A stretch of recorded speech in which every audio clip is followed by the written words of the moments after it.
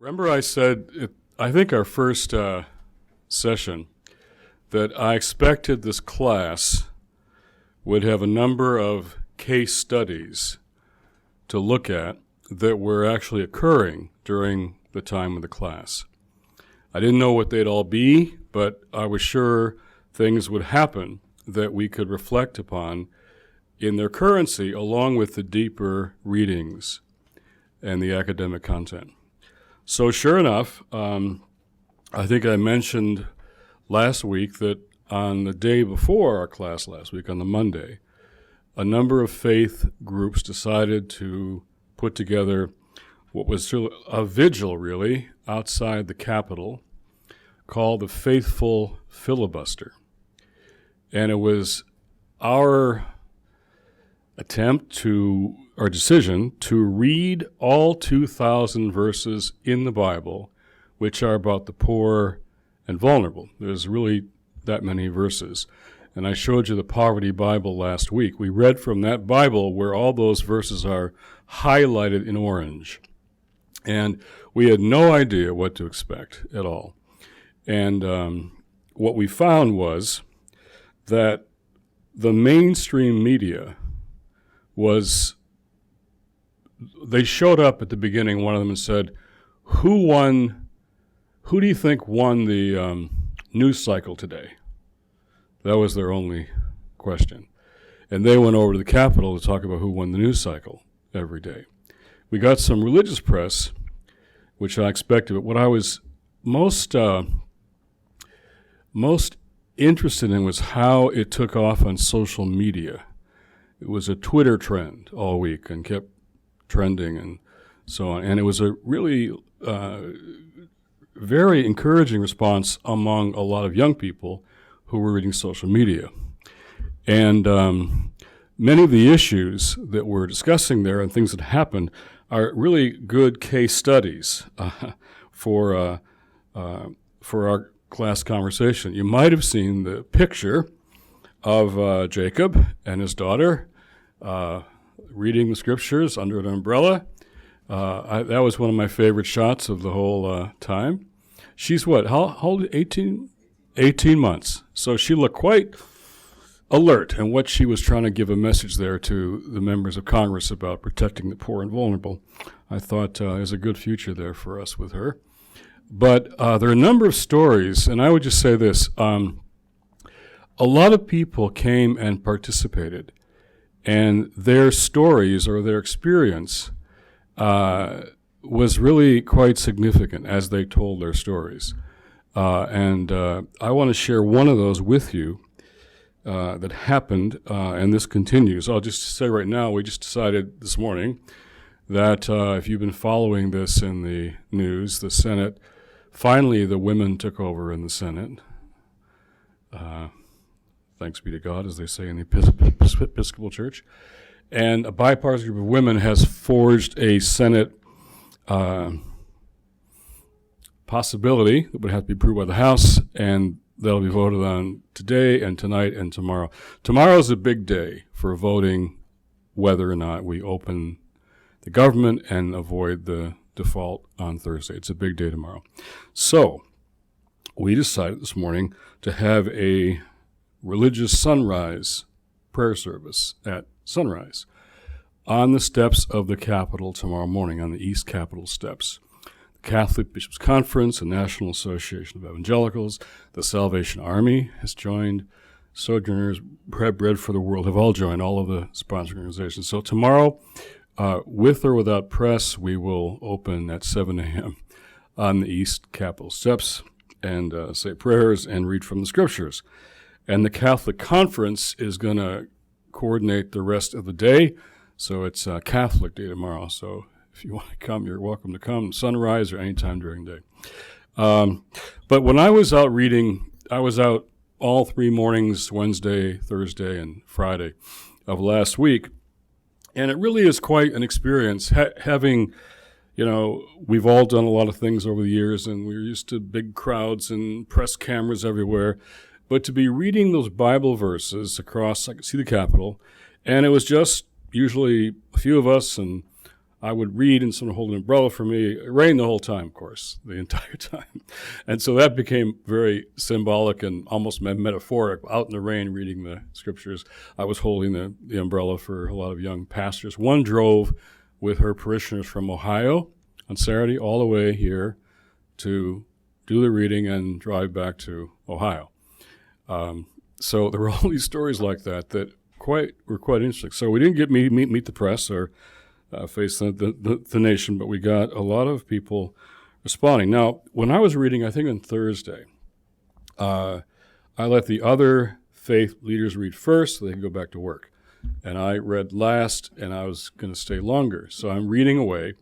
And our team hadn't showed up many to relieve, so I kept going and going and going. And finally, this young woman just walked up just down the street, and she clearly had come to see this. She wasn't just passing by. She came to see this and to watch this. And I introduced myself to her, and she did to me. Her name is Angela, and she turns out to be a furloughed Peace Corps worker who was off and not being paid and trying to figure out what to do. And she saw this on Facebook, and she came. And I'm sure she didn't expect to be asked to read, but, I needed some relief, and she was there. And so Tim King, who's running this for us, said, "Do you want to read?" And she said, "Okay." And she got up and she began to read from the scriptures. So somebody asked her if she'd like to blog about this, because we're blogging a lot about this on our Sojo Mail, our God's Politics website. And she did. So I read her blog yesterday, and it raises so many things that are pertinent to our discussion here. From the experience of this one young woman, I thought I would share a little bit of that with you. She's also quite a fine writer, it turns out, which we will keep in mind for further blog posts down the road. She was surprised to be asked to read and surprised to be asked to blog. Here's what she said. "Sending an away email with no date of return was almost as odd as leaving work and not knowing when I'd be back. The unexpected time off gave me the opportunity to do everything on my to-do list and spend ridiculous amounts of time at the dog park." She has a dog. "Naturally, it also gave me time to catch up on reading and visiting with other furloughed friends. But this past Wednesday, I was beginning to feel a bit hopeless about the whole situation. Scrolling through Facebook, I noticed Sojourners' updates on its faithful filibuster, #faithfulfilibuster, and it truly made me ashamed of my hopelessness. I was ashamed because I forgot who was in charge. I was ashamed because I forgot where my hope lies. I was ashamed because I'm so wrapped up in my own struggles of furlough, I forgot about the families that were already struggling and now also dealing with the loss of paychecks. On Thursday, I saw another update from Sojourners, and despite the rain, I felt compelled to go and check it out. I expected to do nothing but observe and admire faith leaders stepping out to reclaim hope and speak for the millions of silenced voices in this country. However, when I arrived, something different happened. I was asked if I wanted to participate, handed a Bible, and stepped to the podium to read. Now, this may not seem like a momentous occasion, but for me, it was divine. You see, on Wednesday, a very well-intentioned pastor told me my place in the church was limited to specific roles because I'm a female. He told me it was against Scripture for any female to preach, and roles for leadership are clearly only for men, the father figures of the church. In response, I listed every female prophet and leader. I went through the patriarchal lens in which parts of the Bible are written due to cultural and general misogynist norms of the time. I noted the hypocrisy of highlighting some Scripture while blatantly overlooking others when it doesn't fit the current agenda. And lastly, I walked through Jesus' ministry and discussed how he went against cultural norms to illustrate the equality of women, to the extent of choosing a woman to tell the world the full story of the gospel. And after exhausting 65 minutes, we agreed to disagree, prayed, and ended the conversation. I walked away drained and slightly defeated. I wondered why God had put something on my heart and empowered me to speak up when he knew I'd lose the battle with her pastor. I also started to question myself and wondered if I should just stop fighting. But then, not even 24 hours later, God used something so much bigger than me to affirm not only that this passion came from God, but also that shutting up and letting agendas get in front of the Creator was not an option. The cultural norms in biblical times, this is important, used to silence the poor, widows, women, orphans, and the foreigner. They're echoed in our society today. We fashion ourselves to be the followers of the Word, but if we need Bibles that highlight every word of God that has to do with how the vulnerable should be treated, then I'm afraid we are following a convenient Christianity. Real Christianity is difficult, tiring, and sometimes dangerous path. It's not meant to fit our agendas. The true gospel is counterintuitive to every natural, selfish motive we have. Sometimes it means physically caring for others. Sometimes it's standing in the gap when people are in need. Sometimes it means reading Scripture in front of the Capitol to affirm the Word of God and pray for our leaders. We are all children of God, created equally in the image of our Creator. Silencing or limiting anyone's voice is against the nature of God and against the redemption that all Christians should be working to usher into this broken world. I stand with sojourners and all the faithful who are committed to speak light in the darkness and stand in the rain until the gospel is heard. I thought I was walking over to observe something wonderfully holy, but I had no idea that God was going to use this to encourage me. Being asked to step up to a podium and read the Word of God a day after I was told it wasn't my place brought me to tears. We serve a God who has put passion in the hearts of all God's children. If we silence even one of those voices, we are missing out on a precious piece of God's redemptive plan for this side of Eden. Please pray for our leaders and use your voice to reaffirm God's love for the silenced. So Angela Kissel calls herself a 20-something Jesus feminist who's never met a cup of coffee or glass of champagne she didn't like. She's originally from the Midwest, but thinks it might be nice to stay in D.C. for a while. She enjoys long walks with her dog and believes religion and politics are best discussed at the dinner table. So instead of reading a quote from a U.S. Senator or David Gregory or Jon Stewart, I thought I would read that from a young woman trying to figure out what her faith means in the context of a church that is really pushing her down and telling her not to speak and use her voice, and how in that little moment she found this place to speak. She was probably as much an encouragement to me last week and after the blog as anything else that happened last week. And it raises all these we're talking about, widows and orphans and the marginalized and silenced, and how all of God's children are indeed part of this, whether people are even people of faith, whether you're Christian, Jewish, Muslim, Hindu, Buddhist, or not sure you're much of anything. It's about humanity and human dignity, finally, in the end. And that's what our traditions best point to. So the human dignity of this young woman came to light as she spoke for other people's dignity at the same time. So it's a case study to me of faith. Our title of the course is Faith, Social Justice, and Public Life. So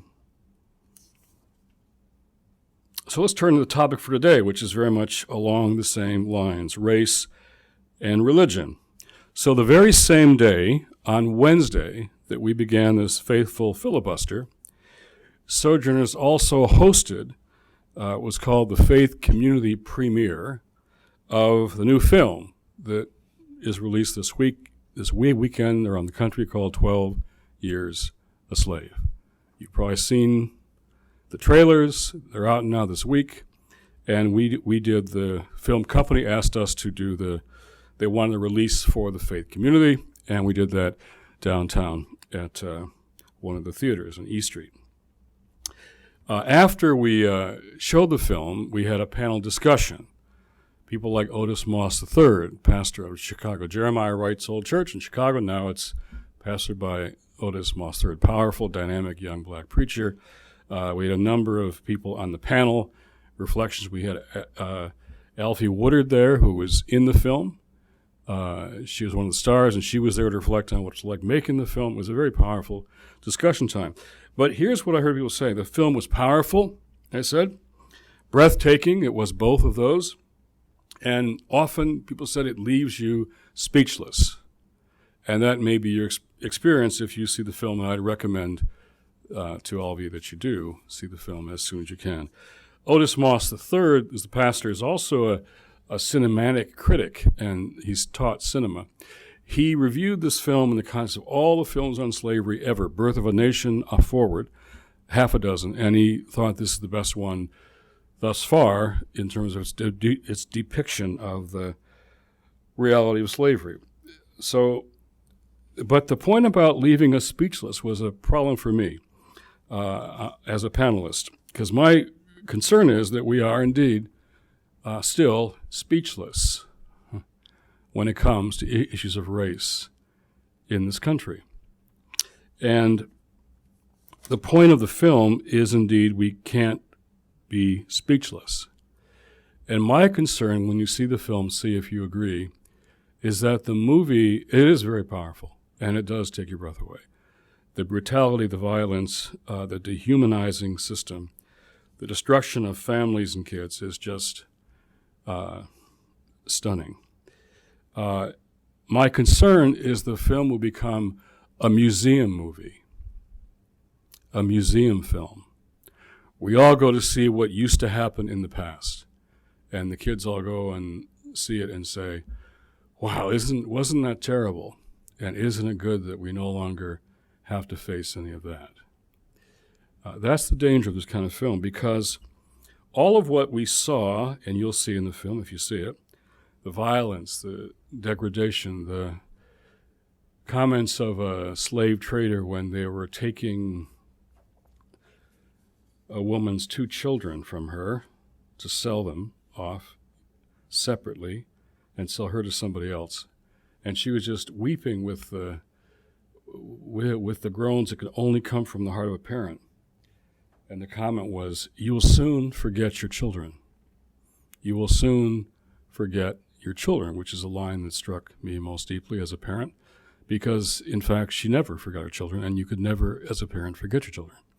But that was the system that was very powerfully portrayed. But here's the issue.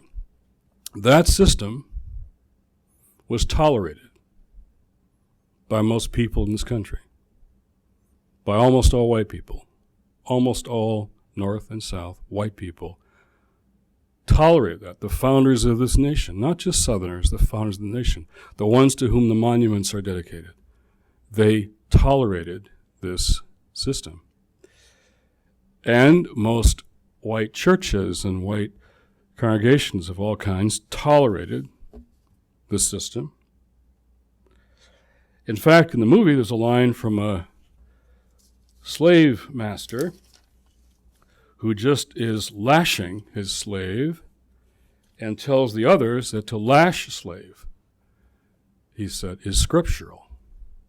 It's from the scriptures. So not only tolerated, but justified on the basis of religion. All tolerated. So my 2 cents in the panel was to ask this question, and I ask it today here for more conversation. What are we tolerating today that is still rooted in racism? What are we now still tolerating? Like the mass incarceration of men of color. 1 in 3 black American men is touched by the criminal justice system. 1 in 3. By a racialized and broken criminal justice system where 2 people at the same place, at the same time, committing the same crime. The difference is in arrest, conviction, and sentencing is about 7-1, black and white. Same place, same crime, same time. Or in D.C., we talk about the school system and how horrible it is. Is there any doubt that I'm going to meet with a city council member tonight for dinner at our house about some of this. Is there any real doubt that we wouldn't tolerate the education system in this city that has kids in these schools? We wouldn't tolerate that unless they were black kids. Is there any doubt that we'd tolerate that if it was a bunch of white kids? There's no doubt in my mind that we would not tolerate that. Or gun laws, and we'll get to Trayvon here at the end. Or stand your ground laws. Or I'm going to New Orleans on Thursday to speak at Dillard University. And the mayor there is a friend of mine, Mitch Landrieu. He and Michael Nutter, Philadelphia mayor, were in town last week. I got to see them. They were at the press club, and they talked about violence against African-American men. And Michael Nutter said that 3/4 of all the murders in Philadelphia last year were black men, 287. He said, would 287 killings, murders of white people in Philadelphia be tolerated? He said absolutely not. Or if the Klan had come to lynch that many people, he says, we tolerate this and look the other way because these are African-American men. And the young man next to me in the panel is Michael McBride. He runs all the gun violence work for PICO, which is a big organizing effort in this country. And Michael was on the panel next to me. He's a young, very dynamic young pastor from Oakland.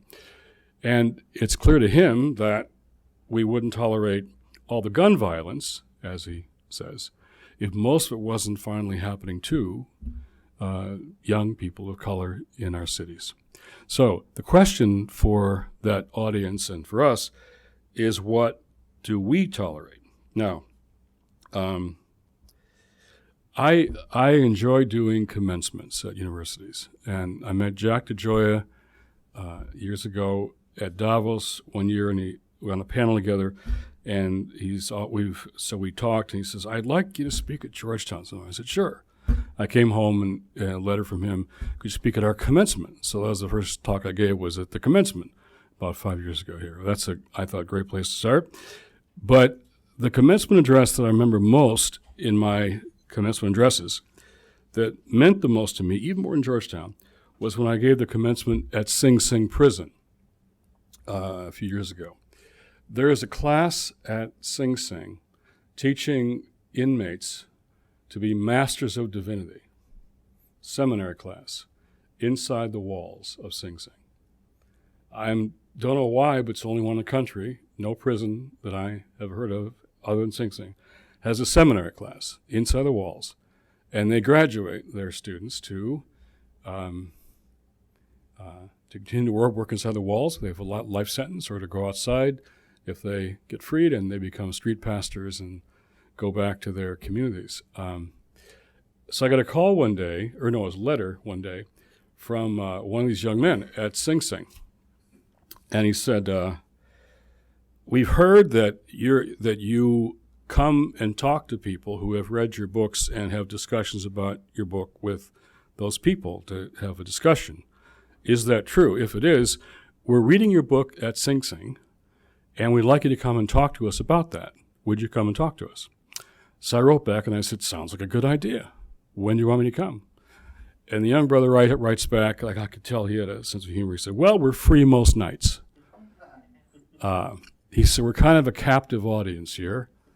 And so we worked it out, and I went to Sing Sing, and down in the bowels of that very highly secure prison, I had about 80 guys for 4 hours. And of all the book events I did, in chapter 13, in the second paragraph, you say, it was a serious conversation about what the book had said, and we went on for 4 hours.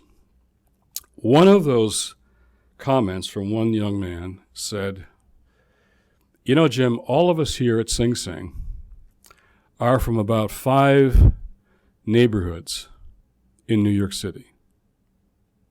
The whole prison, just about 5 neighborhoods.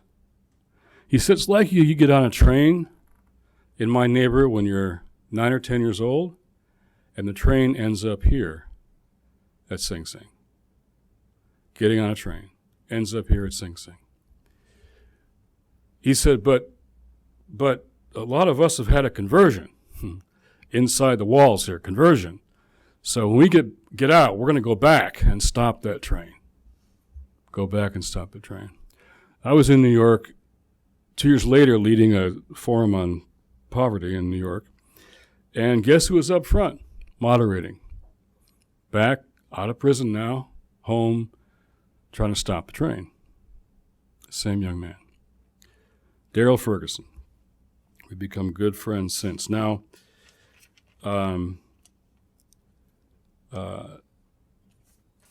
my nephew did Teach for America in Oklahoma City last 2 years, and it was a very formational experience for him. But when he got out, instead of teaching now, what he wants to do is have his vocation center around this issue of mass incarceration. Because he said, I taught second graders, and I could tell the second graders in my class that are already headed for prison in the second grade. I can just tell the second graders that are just going to head for prison, second grade. So the question before us about today here is what do we tolerate? See the film and ask that question. So in the readings, which were very good and very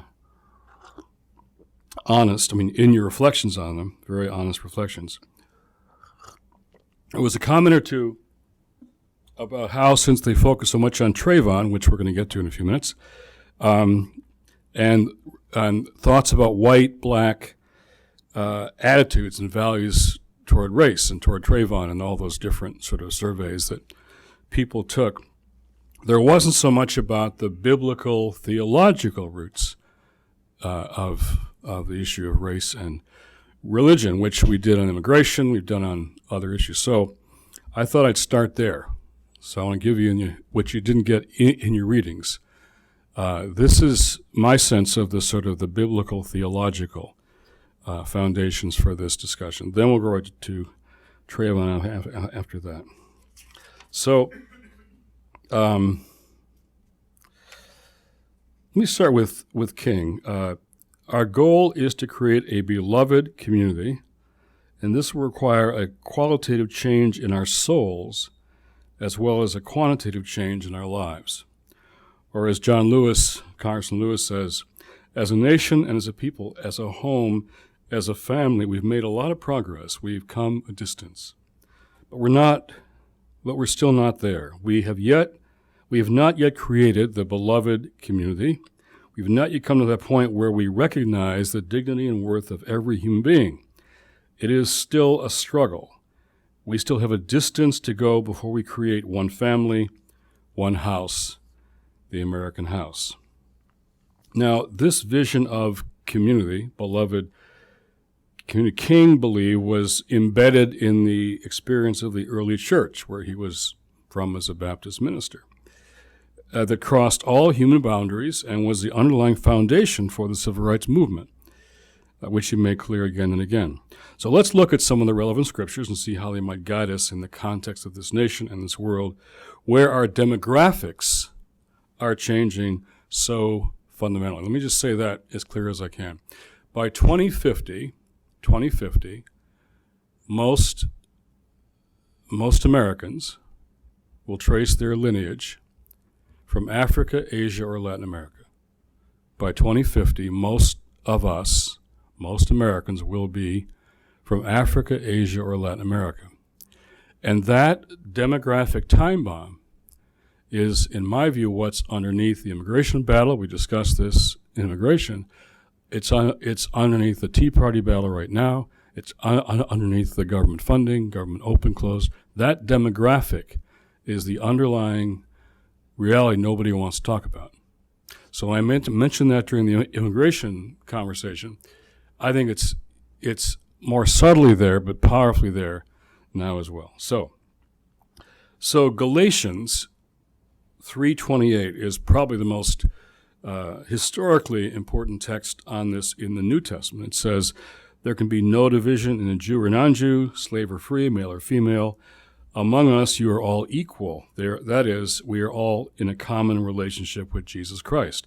The early church used this again and again to talk about how the three principal divisions in the world, race and gender and class, the three divisive factors that are always present, that they're overcome, as the early church said, in their new relationship with Christ. That's what the claim was. Then it says in Romans 12, don't become so well adjusted to your culture that you fit into without even thinking. Instead, fix your attention on God. You'll be changed from the inside out. That's Romans 12, chapter 2. So from the beginning of the scriptures, and as I was reading all these texts outside the Capitol, I've preached this stuff my whole life, but reading it over and over again, I got often stuck with Deuteronomy and Leviticus, which there's a lot of stuff in Deuteronomy and Leviticus, which I was glad to be reminded of again. That the God of the Bible does welcome all the human tribes, and asks us to welcome the outsiders in particular. There's always that. Welcome the outsider, the foreigners, the widow, the orphan, the other, welcome the outsiders. So I think throughout the scriptures you see the God of the Bible actively affirming diverse cultures rather than trying to make them all into one. That's not really the intention. The affirmation of diverse cultures, not creating a homogeneous culture. There are biblical imperatives for breaking down the culture barriers that divide humanity, and the new community forms around Jesus. But the dramatic description of the end of history in the book of Revelation shows the preservation. This is Revelation 7:9-10. The preservation of multiple cultures who together offer their praise and worship of God with their diverse cultural expressions. This is not sort of one language, one culture, worshiping God. This is, the text says, they're in their own languages, in their own cultures. They're expressing their worship of God. So the beginning of biblical history near the Tower of Babel, by the way, I was thinking about Tower of Babel when I was at the Capitol. A Jewish rabbi said they should read the Tower of Babel story again. So I read it on the way over to the Capitol, and here they're trying to build this big tower, and in the text says, and they said to each other, we can all be famous. I thought, that's kind of like on Capitol Hill. We can all be famous. And they couldn't understand each other. The languages were all confused. And I thought, Babel, B-A-B-B-L-E, is exactly what I was hearing at the Capitol, all the Babel. We were trying to offer a different word in the middle of all the Babel. So the cultural mandate in Genesis 1:28 is to go and fill all the earth. So even as God calls out Abraham as a blessing to all nations and forms his covenant with Israel, Genesis 12:2, God demands inclusivity among the people of God and encourages foreigners and even faithful Gentiles to worship at the temple. So how God's people treat both strangers and the poor, he says, will be a sign of how they'll be judged, blessed and cursed. So the children of Israel need to be reminded, as I read this week, that they were chosen not for their superiority, their strength and power, but rather for their ordinariness, their smallness, their limitations, their attributes that require them to trust in God. Chosen not as a special blessing for themselves, but to be a blessing to others and the world. Their temple, described by Isaiah, is to be a, quote, house of prayer for all peoples, Isaiah 56:7. And the story goes on in the Christian scriptures with of Jesus Christ being the fulfillment of God's purposes and this new kingdom, and it shatters all nationalistic expectations and proclaims Isaiah's suffering servant notion, not one who has a military victory over its oppressors, but one who, not the warrior king, but the one who brings nations together. The Good Samaritan story, choosing the one who is the outsider, a different ethnic origin, to be the example of how you love your neighbor. And Pentecost, of course, where all the diversity of languages is the beginning of the church. The gospel spreads Middle East and far beyond. And the Galatians text, where there is no Jew, Gentile, slave free, male, female, is key to all of that. And by the way, that text, Galatians 3, was used as a baptismal formula in the early church, which I find interesting. They used that text as seminal and archetypal to tell new converts that in this new community, these three barriers, what I'm calling race, gender, and class, are not going to prevail. They're going to be overcome and put aside. And the New Testament, the epistles, talk about how countercultural that was. And there's some parallel histories here, some ancient histories that parallel the scriptural times and texts, which talk about how this new community was perceived as a place where the poor were welcomed and where the racial gaps were being broken down, and women in a very patriarchal society were being welcomed in and given equal status. So that idea of breaking down barriers was, in fact, historically, there's some history of that confirmation. And then in the Revelation text, let me just reread it. After this I looked, and there was a great multitude that no one could count, from every nation, from all tribes and peoples and languages, standing before the throne and before the Lamb, robed in white, with palm branches in their hands. They cried out in a loud voice, saying, "Salvation belongs to our God, who is seated on his throne, and to the Lamb." It's their voices, all their voices, that they cry out with. So this egalitarian community that went around the world was known by its breaking down of these divisions. Now, we have all kinds of examples of that being destroyed by churches and patriarchies and institutions. But this is what the text really is calling people to. So there's this radical vision of diversity in the biblical history of bringing a divided humanity together in reconciliation with God and with each other. And there's a special consistent theme that outsiders have an important place in the role of that community. Always pay attention. And this week, as I was reading the scriptures, I kept noticing the foreigners, the aliens, the outsiders. Pay attention to the outsiders. The outsiders, I would say, seem to be essential to the salvation of the faith community. They have this role that how you treat them is what's going to be what God looks after. So how we treat outsiders, I think, becomes a critical question here about diversity. So my son and I are sitting in a restaurant, and we're all waiting for the verdict to come in the case of George Zimmerman, who killed Trayvon Martin. And the verdict came on the television. We saw over the bar in the restaurant, the verdict came down. So I was sitting with my son, he was 14, he's 15 now, watching this. And my first thought was, it is absolutely clear to me, without any doubt whatsoever, that if my white 15-year-old son had been in Sanford, Florida, at the same place, at the same time, doing the same things Trayvon Martin was doing, on that night, he would have come back to me and Joy and been with us to that night. Absolutely certain.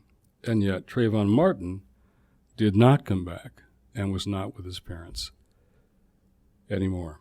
Now, I saw in your readings some of your arguments with your friends and family about the legal results of this trial.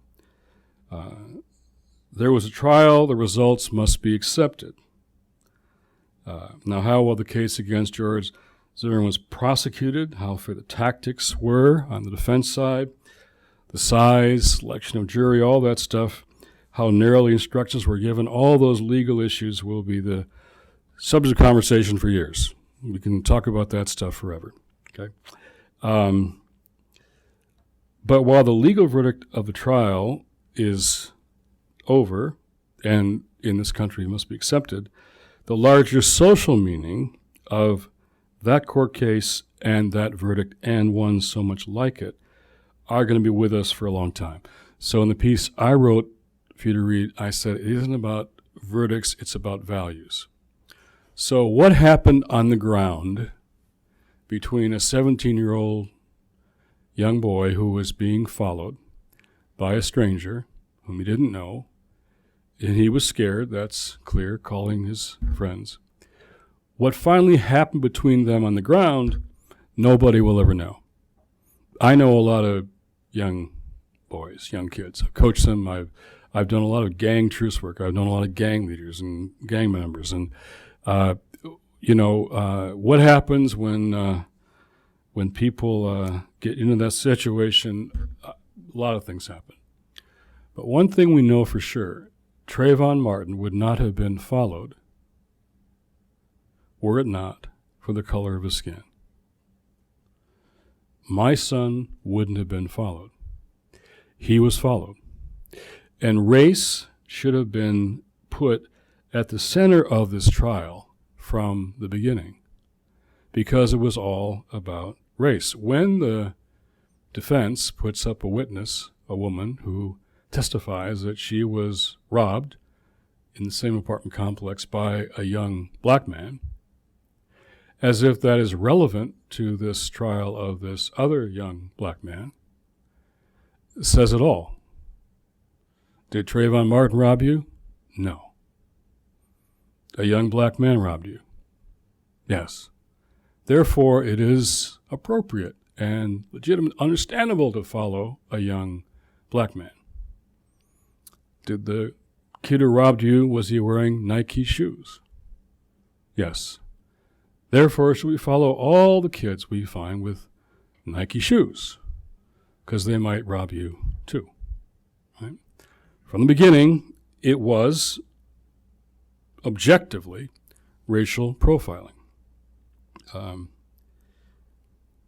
That's how it began. Zimmerman's comments make that clear. Both sides of the defense prosecutors made that clear. So in the speech that we celebrated just a few months later, Dr. King said, "I have a dream that my 4 little children will be one day live in a nation where they'll be judged, not judged by the color of their skin, but by the content of their character." Was Trayvon Martin judged by the color of his skin or the content of his character? I think we all know that. So people of faith, given these scriptures, ought to say that racial profiling is a sin in the eyes of God. If we read those scriptures and take them for what they say, I would suggest racial profiling then, for us as people of faith, those of us who are, is a sin in the eyes of God. Now, I was really fascinated by the conversations that followed, in which you wrote about, that happened at your dinner tables in your homes, and we're going to get to that in the break.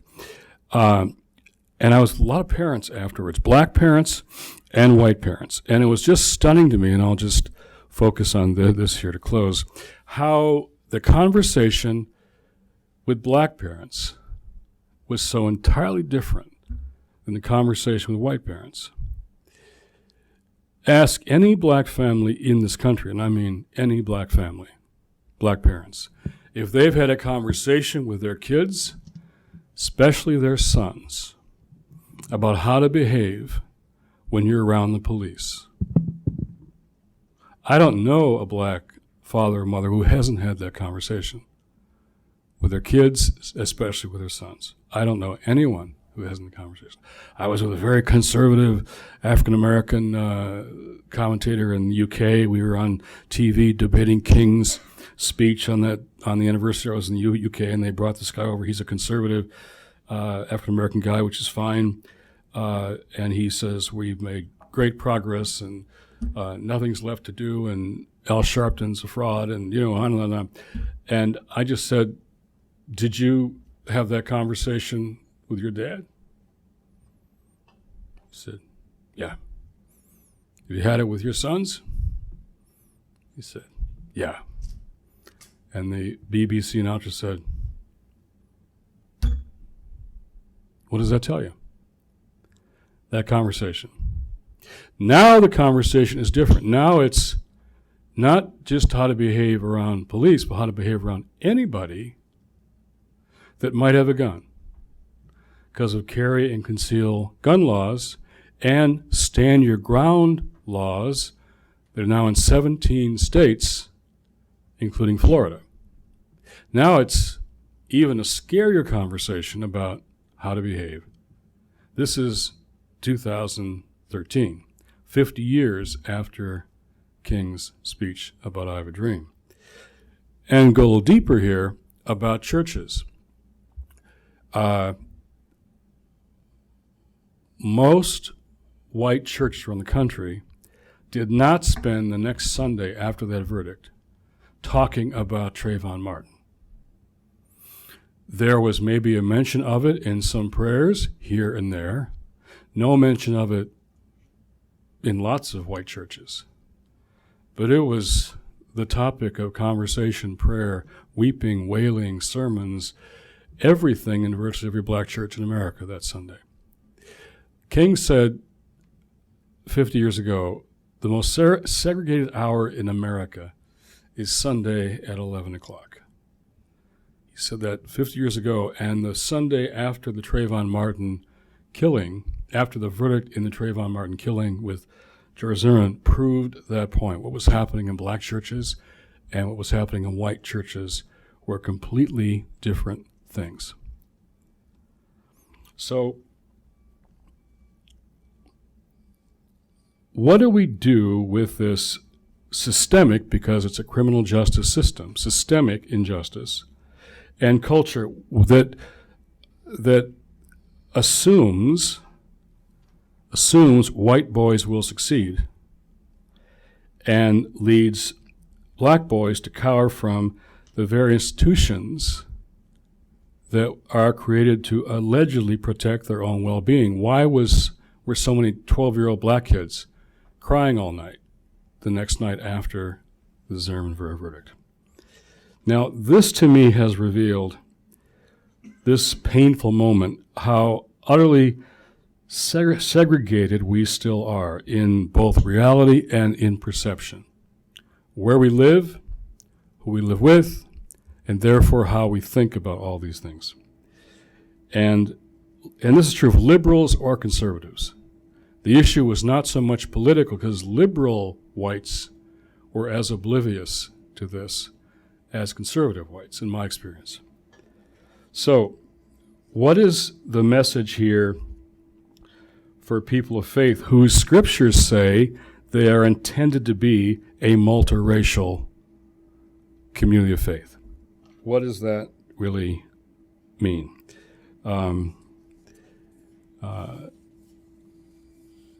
We're launching this week, I think, a statement that I brought for you. It's called One Church, One Body. It's a pledge that we're sending out to Christian leaders, though my friends, my rabbi allies, have done similar things in their own communities. And this is a little pledge that says what Trayvon Martin, that incident, showed us is we have yet to achieve a society where all our children should be judged by the content of their character, not by the color of their skin. And it talks about 3 pledges that we'll be asking people to make. It's been signed by about 50 black, Hispanic, Asian American, and white church leaders. And just 3 things, and I'll close with this, then we'll break. One is take our mission of racial reconciliation to a country divided by racial segregation. It's a very countercultural thing to be committed to racial reconciliation in a country that is structured by racial segregation. And what it would mean for the faith community to come together as a multiracial community of faith for the sake of the credibility of the gospel that they preach. 2, take it upon ourselves to repair this criminal justice system and protect the safety and security of our brothers and sisters and their children. Who will be among those who lead to defend minority children and their parents in dangerous, harmful environments? And 3, this happened, Trayvon, as you know, right after the voting rights decision in the Supreme Court, which the history here is the faith community, Jewish, Christian especially, really were the ones who helped to pass the Voting Rights Act in 1965. Abraham Joshua Heschel marched alongside Dr. King from Selma to Montgomery, and that march led to the Voting Rights Act. So now that the central provision of that Voting Rights Act has been taken from the act by the Supreme Court that required states to get pre-clearance on changes to voting laws and procedures, voter IDs and so on, the courts put this back to the Congress to restore whatever they want to.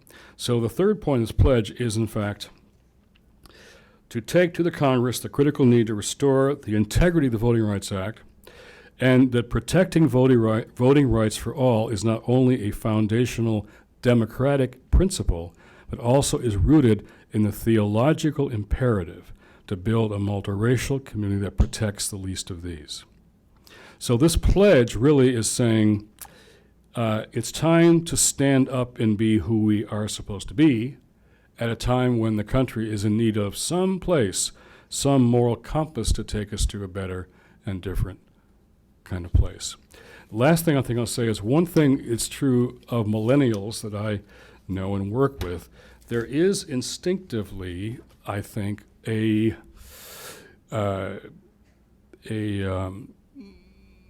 comfortability maybe and a desire for diversity that is not really the case with their parents. The church that we go to on Sunday is mostly all 20-somethings, and this Sunday I was noticing very multiracial church in Columbia Heights. And so that is the beginning of, I think, some change. I'm going to go speak at a conference in November.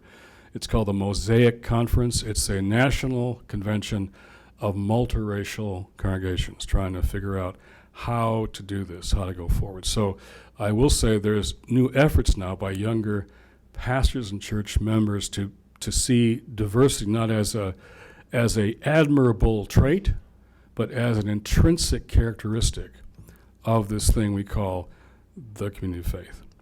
But I was pleased to see that you all had some real conversations with mom and dad and siblings and friends about Trayvon Martin, and I'd like to take a break and get back and really get into those conversations and to see what it would take to actually move toward a better demographic future.